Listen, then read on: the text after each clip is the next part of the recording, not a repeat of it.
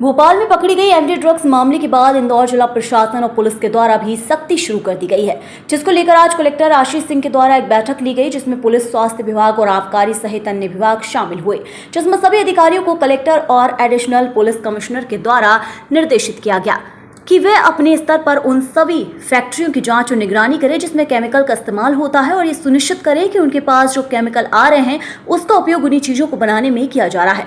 इसके लिए उनको लाइसेंस दिया गया है और उसका किसी भी तरीके से दुरुपयोग ना हो। इसको लेकर कलेक्टर ने 5 सदस्यीय कमेटी बनाने के निर्देश भी दिए हैं, जिसमें एसडीएम, एसीपी, आबकारी और उद्योग के लोग शामिल होंगे, जो फैक्ट्री में केमिकल के सही उपयोग को सुनिश्चित करेंगे। वहीं इसमें शहर के सभी फैक्ट्री में सघन चेकिंग की जा रही है। देखिए, आज सभी विभागों की एक बैठक मेरे द्वारा और एडिशनल सीपी अमित सिंह साहब के द्वारा ली गई है और हमारा जो उद्देश्य है कि जितनी भी फैक्ट्रियां जिनमें कुछ इस तरीके की चीज़ें यूज़ होती हैं, जो ऐसे कुछ केमिकल्स हैं जो किसी ड्रग्स के बनाने में भी काम आ सकते हैं, कुछ ऐसे सब्सटेंसेस रहते हैं जो ज्वलनशील होते हैं, विस्फोटक होते हैं, या फिर कुछ ऐसे भी रसायन रहते हैं जो विष के रूप में भी प्रयोग होते हैं। तो ज़्यादातर ये सभी लाइसेंसिंग के आधार पर ही मिलते हैं। इनका कहीं कोई दुरुपयोग तो नहीं हो रहा है। जिस उद्देश्य के लिए आ रहे हैं उसी उद्देश्य के लिए इनकी पूर्ति हो रही है, उसी मात्रा में आ रहे हैं और जो चीज़ उनसे बननी है वही चीज़ उनसे बनाई जा रही है। इन सारी चीज़ों की तफ्तीश ज़रूरी है। इसके लिए एक संयुक्त टीम जो है वो बनाई गई है, जिसमें एसडीएम के साथ साथ संबंधित जो एसीपी हैं वो रहेंगे और उनके साथ साथ 3 डिपार्टमेंट्स के लोग, एक तो जो ड्रग इंस्पेक्टर्स हैं वो रहेंगे, आबकारी के लोग रहेंगे और इसके अलावा जो मैनेजर होते हैं डीआईसी के उद्योग के वो रहेंगे। तो ये 5 लोगों की टीम बनेगी जो इस प्रकार की जो फैक्ट्रियां हैं उनको जाके चेक करेगी और ये देखेगी कि कोई भी ऐसा केमिकल या रसायन या इस प्रकार का कोई ज्वलनशील जो सामग्री है उसका विधिवत रखरखाव हो रहा है, उसका प्रॉपर यूज़ हो रहा है, उसका किसी तरीके से कोई दुरुपयोग या फिल्फिज नहीं हो रहा है। ये टीम सुनिश्चित करेगी। हम लोगों ने 15 दिन का समय दिया है। 15 दिन में हम लोग सभी फैक्ट्रीज़ की एक बार जांच करा लेंगे, जिससे कि अगर कहीं इस प्रकार की कोई अनियमितता है तो हमारे पकड़ में। सुबह दौरा भी किया है।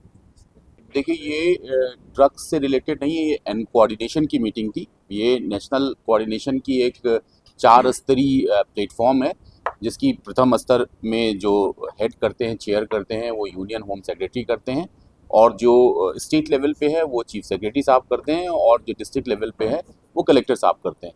तो अभी जो घटनाएं हुई हैं उन सब चीज़ों को दृष्टिगत रखते हुए जो फैक्ट्रीज़ हैं जहाँ पर साइकोट्रॉपिक सब्सटेंसेस सप्लाई होते हैं या ऐसे प्रिकर्सर्स सप्लाई होते हैं जो ड्रग्स के बनाने, विशेष रूप से सिंथेटिक ड्रग्स बनाने में काम आ सकते हैं, उन पे फोकस किया जा रहा है। ये जो मीटिंग है इसमें प्रशासन के लोग, पुलिस के लोग, जो डिफरेंट लॉ इन्फोर्समेंट एजेंसीज हैं जो ड्रग्स के लिए काम करती हैं, ड्रग्स को पकड़ने के लिए काम करती हैं, हेल्थ डिपार्टमेंट, इसके अलावा सोशल जस्टिस डिपार्टमेंट के लोगों को बुलाया गया था। लेकिन अभी जो मेन फोकस हमारा है वो यही है, कलेक्टर साहब के नेतृत्व में बहुत जल्दी टीम भी बन जाएगी कि फैक्ट्रीज़ में स्टॉक हम चेक करेंगे, जो केमिकल आ रहा है इंडस्ट्री डिपार्टमेंट से या डिफरेंट एजेंसीज से, उसका सदुपयोग हो रहा है कि नहीं हो रहा है या उसका फिल्फ्रेज हो रहा है, इसको चेक किया जाएगा। ऐसी फैक्ट्रियां जहां पर जो बंद हो चुकी है वहां पर कोई अवैध गतिविधि तो नहीं है, इसको चेक किया जाएगा। तो निश्चित तौर पे लोकल लेवल पे पुलिस पूरी मदद करेगी, प्रशासन की पूरी टीम, अपना पूरा अमला और जो अधिकृत अधिकारी हैं कलेक्टर साहब के द्वारा, उनकी पूरी टीम जाकर लगातार सर्चिंग अभियान चलाएगी।